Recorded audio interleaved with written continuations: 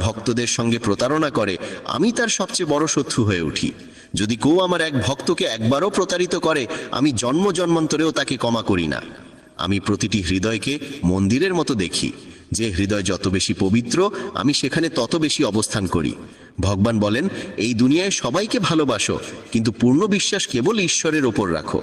যদি কাউকে বিশ্বাস করতে চাও তা হোক একমাত্র পরমাত্মার ওপর।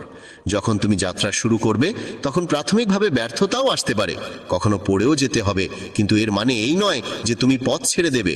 একদিন আসবে যখন তুমি পূর্ণতা লাভ করবে আর তোমার সমস্ত কাজ সফল হবে। এই পথে আমি তোমার পাশে থাকব, তোমার ছোট বড় সব কাজে তোমার সঙ্গী হব। যা তোমার অন্তর চায় তাই করো, কিন্তু বিনয় ও সরলতার সঙ্গে, অহংকার নিয়ে নয়। এই ধরায় জন্ম নেবার পর মানুষের প্রধান উদ্দেশ্য হওয়া উচিত মুক্তি লাভ করা।